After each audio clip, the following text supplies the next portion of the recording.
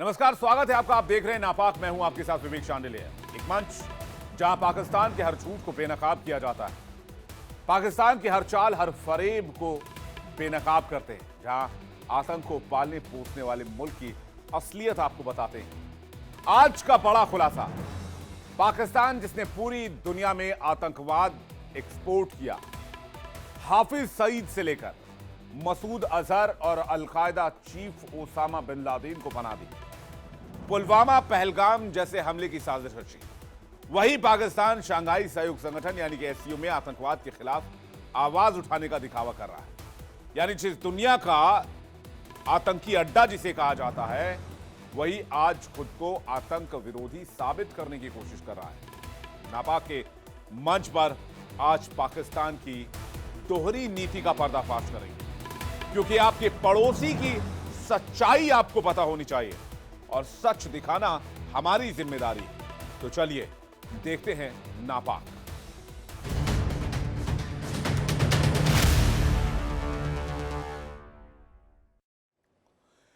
कहते हैं बेगानी शादी में अब्दुल्ला दीवाना, कुछ यही हालत पाकिस्तान की है, जिसने संयुक्त राष्ट्र में कतर का बचाव करने की कोशिश की, लेकिन बात उल्टी पड़ गई और पूरी दुनिया के सामने उसकी फसीयत हो गई और पाकिस्तान की आबरू दुनिया में लुटती चली गई।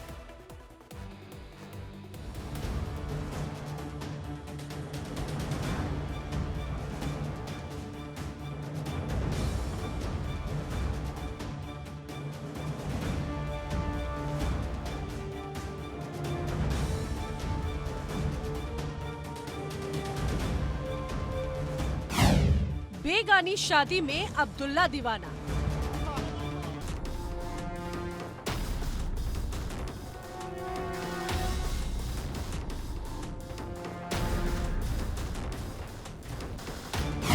दगाबाज पाकिस्तान की हुई किरकिरी,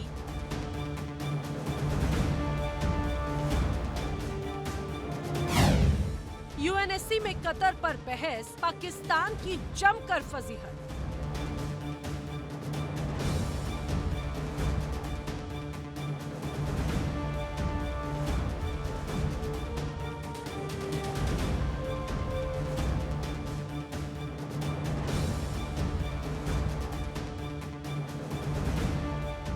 संयुक्त राष्ट्र सुरक्षा परिषद की आपात बैठक, कतर पर हमास को पनाह देने का मुद्दा उठा और पाकिस्तान कूद पड़ा बचाव में, लेकिन मिली शर्मिंदगी। पाकिस्तान एक बार फिर अपनी हरकतों से दुनिया के सामने शर्मसार हो गया है। दरअसल पाकिस्तान ने कतर के बचाव में बीच में बोलकर टोका टाकी शुरू कर दी, लेकिन उसी वक्त कनाडाई वकील ने कर दिया करारा प्रहार। पाकिस्तान ने विरोध किया तो इजराइल के स्थायी प्रतिनिधि डैनी डैनॉन ने कहा कि जब ओसामा बिन लादेन पाकिस्तान में छुपा था, तब यही सवाल उठा था कि आतंकी वहां क्यों था। यानी पाकिस्तान की पोल उसी मंच पर खुल गई और संयुक्त राष्ट्र में पाकिस्तान की बोलती बंद हो गई। कनाडाई वकील ने पाकिस्तान को आड़े हाथों लेते हुए कहा कि अपने मुल्क में इंसाफ और इंसानियत कायम करो, फिर किसी और पर उंगली उठाना। वकील ने पाकिस्तान की मौजूदा स्थिति, मानवाधिकार उल्लंघन और आतंकी पनाहगाहों का भी खुलासा कर दिया। पूरे सभागार में पाकिस्तान की बेइज्जती पर ठहाके गूंज उठे। पाकिस्तान की चालाकी और दोगली नीति फिर एक बार बेनकाब हो गई। यानी आतंक पर पाकिस्तान की दोहरी नीति को दुनिया के सामने फिर से बेनकाब कर दिया गया। संयुक्त राष्ट्र के मंच से इजराइल ने साफ संदेश दिया कि आतंक को पनाह देने वालों को किसी भी कीमत पर बख्शा नहीं जाएगा। पाकिस्तान की यूएन में फजीहत, कनाडाई वकील का करारा जवाब, आबरू पूरी दुनिया के सामने लुटी। कहा जा रहा है कि पाकिस्तान इस मौके को कतर के समर्थन में इस्तेमाल करना चाहता था, लेकिन बाजी उल्टी पड़ गई और पूरी दुनिया के सामने अपनी ही इज्जत गंवा बैठे। यानी कतर के बचाव में उतरा पाकिस्तान खुद ही दुनिया भर में मजाक बन गया। संयुक्त राष्ट्र में पाकिस्तान की बड़ी फजीहत हुई जब पाकिस्तान ने अपनी तरफ से कतार को सपोर्ट करने की कोशिश की और इजराइल के ऊपर ये इल्जाम लगाया कि इजराइल ने कतार में घुसकर वहां बम बरसाए। उसी वक्त पाकिस्तान के नुमाइंदे को बार बार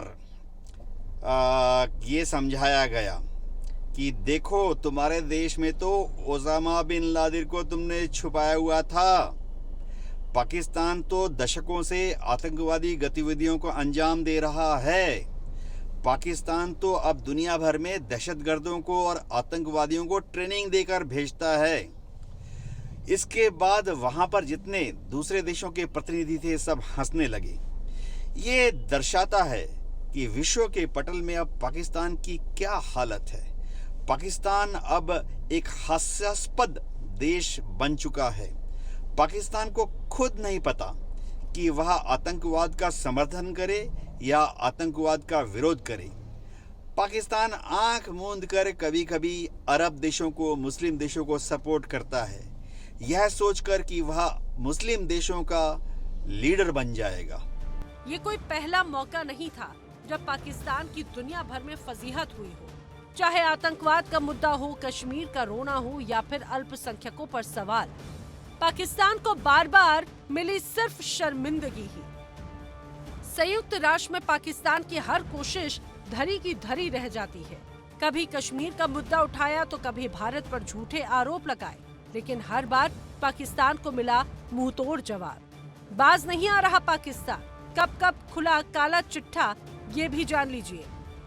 साल 1965 और 1971 युद्ध के बाद पाकिस्तान ने संयुक्त राष्ट्र में भारत को घेरने की कोशिश की, लेकिन दुनिया ने साफ कहा कि आतंक और घुसपैठ पाकिस्तान की देन है। 1999 कारगिल युद्ध, पाकिस्तान ने कश्मीर का मुद्दा उठाया तो अंतर्राष्ट्रीय मंच पर एक बार फिर उसकी पोल खुल गई। 2016 सर्जिकल स्ट्राइक के बाद पाकिस्तान ने यूएन में भारत पर आरोप लगाए, लेकिन भारत ने दहाड़ लगाई और कहा कि आतंक की फैक्ट्री पाकिस्तान में है। 2019 पुलवामा और बालाकोट एयर स्ट्राइक, पाकिस्तान ने यूएन में सफाई दी, लेकिन दुनिया ने माना कि पाकिस्तान आतंकी अड्डों का गढ़ है। यानी संयुक्त राष्ट्र में पाकिस्तान की हालत हमेशा एक जैसी रही। कश्मीर का रोना रोता है, आतंकवाद पर सफाई देता है, लेकिन हर बार दुनिया के सामने बुरी तरह से पिट जाता है Pakistan. Bureau report, India daily.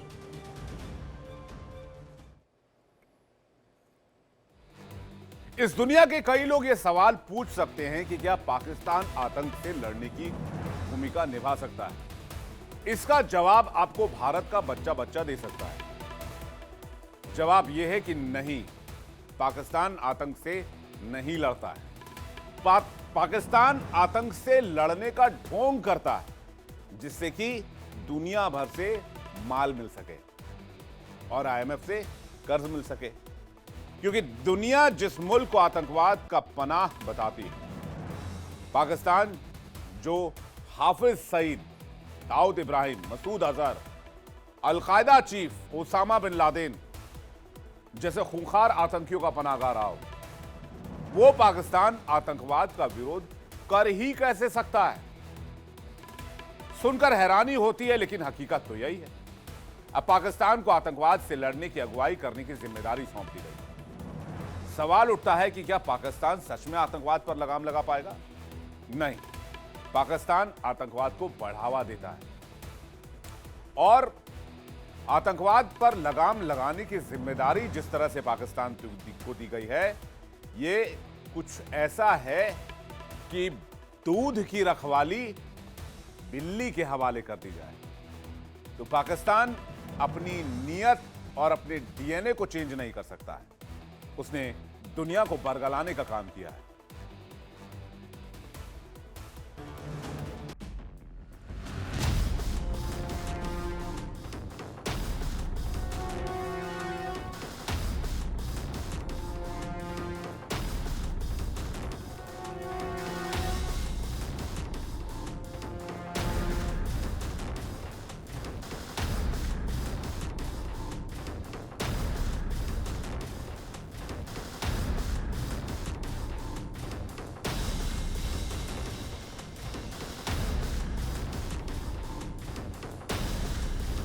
अब वही पाकिस्तान आतंकवाद का विरोध करेगा। सुनकर हैरानी होती है, लेकिन यही हकीकत है। जिस मुल्क के डीएनए में आतंकवाद बस चुका है, अब उसे आतंकवाद से लड़ने की, अगुवाई करने की जिम्मेदारी दे दी गई है। ये वही पाकिस्तान है जिसने हाफिज सईद जैसे आतंकी को सालों तक हीरो बनाकर रखा था।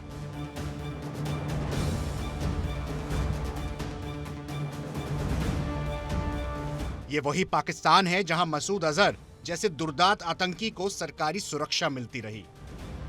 भारत की सरजमीन पर हुए पुलवामा, उरी और पहलगाम जैसे खूनी हमलों के पीछे भी यही पाकिस्तान खड़ा मिला।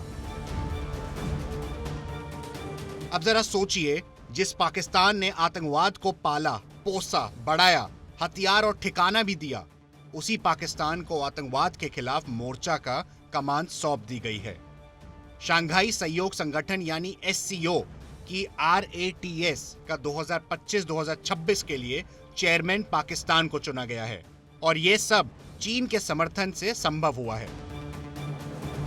याद दिला दें, पाकिस्तान पर लंबे समय से आतंकियों को आश्रय देने और सीमा पार आतंक फैलाने के आरोप लगते रहे हैं।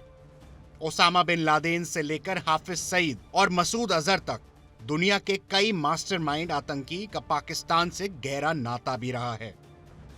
अब सवाल यह है कि जिस पाकिस्तान पर खुद आतंकवाद को बढ़ावा देने का ठप्पा है, क्या वही मुल्क आतंकवाद के खिलाफ लड़ाई की कमान संभाल पाएगा, या फिर ये पूरी कवायद सिर्फ चीन की सियासी चाल है? आतंकवाद पर सख्ती की जिम्मेदारी पाकिस्तान के कंधों पर डालना कहीं चोर को चौकीदार बनाने जैसा फैसला तो नहीं? दुनिया अब इसी सवाल पर जवाब तलाश रही है। कहते हैं, जब अपराधी को ही जज बना दिया गया तो फिर जनता को न्याय कैसे मिलेगा? आज दुनिया उसी विडंबना को देख रही है, जहां पाकिस्तान जैसा मुल्क को आतंकवाद के खिलाफ लड़ाई की अगुवाई का तगमा दिया गया है। पाकिस्तान, जिस पर आतंकवाद को पनाह देने और आतंकी संगठनों को पालने का आरोप लगता रहा है, वहीं पाकिस्तान अब ऐसे संगठन कमान संभाल रहा है जिसका मकसद है आतंकवाद से लड़ना। नाम है RATS यानी रीजनल एंटी टेररिस्ट स्ट्रक्चर। आखिर ये RATS है क्या और इसकी ताकत कितनी है? आइए आज आपको बताते हैं। साल 2004 में शंघाई सहयोग संगठन यानी SCO के तहत RATS की शुरुआत हुई थी। इसका मुख्यालय ताशकंद, उज्बेकिस्तान में है। इसका मकसद है सदस्य देशों के बीच आतंकवाद, उग्रवाद और अलगावाद के खिलाफ तालमेल और समन्वय बनाना। अब आपको RATS की असली ताकत बताते हैं। खुफिया जानकारी का आदान प्रदान, आतंकी संगठनों और नेटवर्क का डेटा बैंक, संयुक्त अभ्यास और ट्रेनिंग, सदस्य देशों के सुरक्षा एजेंसियों को सहयोग। लेकिन ध्यान रहे, RATS के पास खुद कोई सैन्य ताकत नहीं है। यह सिर्फ संभावना और जानकारी साझा करने वाला मंच है। अब बारी है अध्यक्षता की और हर साल RATS की चेयरिंग बारी बारी से किसी सदस्य देश को मिलती है। 2025 से 2026 के लिए पाकिस्तान इसकी कमान संभाल रहा है। मतलब पाकिस्तान इस अवधि में RATS की बैठकों की अध्यक्षता करेगा और एजेंडा सेट करेगा। लेकिन सवाल बड़ा है, जो देश खुद आतंकवाद का पनाहगृह माना जाता है, जहां हाफिज सईद और मसूद अजहर जैसे आतंकी खुलेआम घूमते रहे, जो पुलवामा जैसे हमलों में आरोपी रहा, क्या वही पाकिस्तान आतंकवाद के खिलाफ जंग की अगुवाई कर पाएगा? RATS की ताकत है जानकारी और तालमेल, ना कि कार्रवाई करना। लेकिन पाकिस्तान को इसकी कमान मिलना अपने आप में विरोधाभास है। अब देखना होगा कि आतंकवाद के खिलाफ इस मंच पर पाकिस्तान कितनी गंभीरता देखता है और क्या दुनिया उस पर भरोसा कर पाएगी। पाकिस्तान को RATS का अध्यक्ष बनाना चीन और अमेरिका जैसे देशों की दोहरी नीति को भी उजागर करती है। एक तरफ दोनों देश आतंकी घटनाओं के विरोध हैं और उसके खिलाफ आवाज भी उठा रहे हैं, दूसरी तरफ ये देश आतंकवाद परस्त पाकिस्तान को बैकडोर से सपोर्ट भी करते हैं। हालांकि RATS जैसी पावरफुल बॉडी भी अध्यक्षता पाकिस्तान को मिलना भारत के लिए चिंता की वजह बन सकता है, क्योंकि दुनिया भी जानती है पाकिस्तान का असली चेहरा क्या है। सवाल यह है कि आतंकवाद को जन्म देने वाला पाकिस्तान पर भरोसा करके क्या दुनिया खुद को गुमराह तो नहीं कर रही? Bureau report, India daily. दुनिया को पता है पाकिस्तान मतलब और आतंक का यार है। पाकिस्तान की इकोनॉमी टेररिज्म बेस्ड है। दुनिया भर से पैसे पाकिस्तान के टेररिज्म को फंड करने के लिए भी आते हैं और यही पाकिस्तान की इकोनॉमी का कोर भी है। लेकिन हाल के दिनों में जो डेवलपमेंट्स हुए हैं उससे पाकिस्तान के फॉरेन रिलेशन को झटका लगा है। अमेरिका के करीब जाना पाकिस्तान का चीन को अच्छा नहीं लग रहा है और पाकिस्तान पर सीपेक को लेकर चीन जो है वो नजरें टेढ़ी कर रहा है। चीन को डर भी है कि पाकिस्तान की नाकामी उसके अरबों डॉलर के प्रोजेक्ट को डुबो सकती है। मैं तो कहता हूं डूब गया। जिनपिंग जी अपना पैसा कैसे निकालेंगे वो देखें कि क्या हो सकता है, कौन सा एरिया पाकिस्तान का वो गिरवी ले सकते हैं या खरीद सकते हैं। इधर चिकन नेक से भारत को घेरने का सपना अब चीन के लिए भी भारी साबित हो रहा है। बीजिंग ने साफ साफ इस्लामाबाद को जताया, यहां तक कि पाकिस्तानी आर्मी चीफ मुनीर को फटकार भी लगाई। सुनने में यह भी आ रहा है। सवाल यह है क्या पाकिस्तान चीन के भरोसे को बचा पाएगा या फिर सीपेक भी पाकिस्तान की नाकामी का एक बहुत बड़ा जीता जागता सबूत बन जाएगा।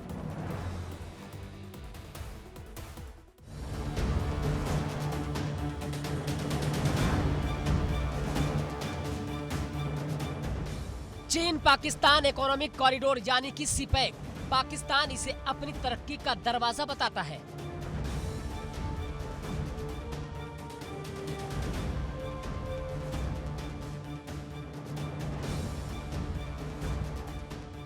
तो चीन के लिए ये अरबों डॉलर का सपना है। लेकिन अब इसी सीपेक को लेकर चीन परेशान है और पाकिस्तान को कड़ी फटकार लगाई है। वजह है पाकिस्तानी सरजमी पर चीनी नागरिकों पर लगातार बढ़ते हमले। सीपेक चीन की बेल्ट एंड रोड इनोवेशन का सबसे अहम हिस्सा है। 60 अरब डॉलर से ज्यादा का यह प्रोजेक्ट पाकिस्तान में सड़कें, बंदरगाह और इंफ्रास्ट्रक्चर बनाने का सपना दिखाता है। खासकर बलूचिस्तान और ग्वादर पोर्ट इस योजना की जान माने जाते हैं। चीन और पाकिस्तान की दोस्ती को अक्सर आयरन ब्रदर्स कहा जाता है। लेकिन अब इसी रिश्ते में दरार के संकेत दिखने लगे हैं। वजह है चाइना पाकिस्तान इकोनॉमिक कॉरिडोर यानी कि सीपेक 2.0। चीन ने 62 अरब डॉलर के इस प्रोजेक्ट को मंजूरी तो दे दी है, लेकिन पाकिस्तान की नाकामी ने चीन को गुस्से में ला दिया है। सीपेक का पहला चरण अधूरा रहा है और कई प्रोजेक्ट 2018 से ही अटके पड़े हैं। अब चीन ने दूसरे चरण यानी कि सीपेक 2.0 को मंजूरी तो दे दी है। इसमें ऊर्जा, इंडस्ट्रियल जोन और इंफ्रास्ट्रक्चर पर बड़े निवेश की योजना है। हाल ही में पाकिस्तान के पीएम शहबाज शरीफ और army chief Asim Munir Beijing दौरे पर गए, लेकिन वहां उन्हें चीन से कड़ी फटकार मिली। चीनी नेताओं ने साफ कह दिया कि पहले सुरक्षा सुनिश्चित करो, राजनीतिक स्थिरता लाओ और प्रोजेक्ट समय पर पूरा करो, वरना अरबों डॉलर का ये प्रोजेक्ट डूब सकता है। 2018 से कई प्रोजेक्ट लटके पड़े हैं। फंडिंग और सुरक्षा पर संकट है। बलोच विद्रोहियों का लगातार हमला जारी है। राजनीतिक अस्थिरता ने बढ़ाई दिक्कतें। लेकिन पाकिस्तान में हालात कुछ और कहानी बयां कर रहे हैं। बलूचिस्तान और खैबर पख्तून में सीपेक प्रोजेक्ट पर काम कर रहे चीनी नागरिकों पर लगातार आतंकी हमले हो रहे हैं। कई बार चीनी इंजीनियरों को निशाना बनाया गया, बसों पर बम धमाके हुए, ग्वादर पोर्ट पर हमला हुआ। यानी कि सीपेक 2.0 का चीन का भरोसा पाकिस्तान के लिए अग्नि परीक्षा साबित हो रहा है। ऐसे में अब चीन ने एक बार फिर पाकिस्तान को सख्त चेतावनी दी है। पाकिस्तान की जमीन पर सीपेक लगातार हमलों की जद में है। बलूच आतंकियों के निशाने पर चीनी इंजीनियर और कर्मचारी हैं। कई हमलों में चीनी नागरिकों की मौत भी हो चुकी है। यही वजह है कि बीजिंग अब पाकिस्तान की काबिलियत पर सवाल खड़े कर रहा है। सीपेक का सबसे अहम हिस्सा है गिलगित बाल्टिस्तान से गुजरने वाला इलाका, जिसे चिकन नेक कहा जाता है। भारत शुरू से इसका विरोध करता आया है क्योंकि ये प्रोजेक्ट पाकिस्तान अधिकृत कश्मीर से गुजरता है। यानी चीन के अरबों डॉलर का सपना भारत की रणनीति और पाकिस्तान की नाकामी के बीच फंसता दिख रहा है।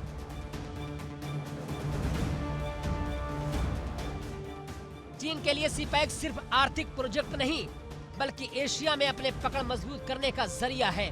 लेकिन पाकिस्तान की अस्थिरता, आतंकी खतरे और सुरक्षा की पोल ने इस प्रोजेक्ट को अधर में लटका दिया है।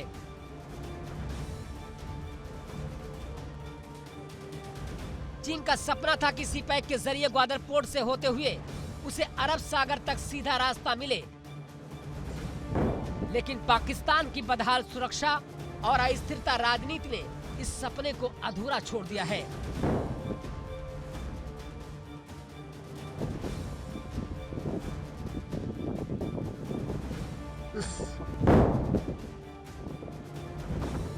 अब चीन बौखलाया हुआ है और पाकिस्तान पर दबाव बना रहा है। सीपैक पाकिस्तान के लिए तरक्की का सपना है और चीन के लिए रणनीतिक प्लान। लेकिन सवाल है कि पाकिस्तान इस प्रोजेक्ट को बचा पाएगा या फिर आतंकवाद और अस्थिरता चीन के सपने को तोड़ देंगे। यानी चीन के सपनों का कॉरिडोर पाकिस्तान की जमीन पर कब्रिस्तान बन रहा है। सवाल तो ये भी है कि क्या पाकिस्तान सीपैक को बचा पाएगा या फिर आतंकवाद और असुरक्षा चीन के अरबों डॉलर का खेल बिगाड़ देगी। Bureau report, India daily.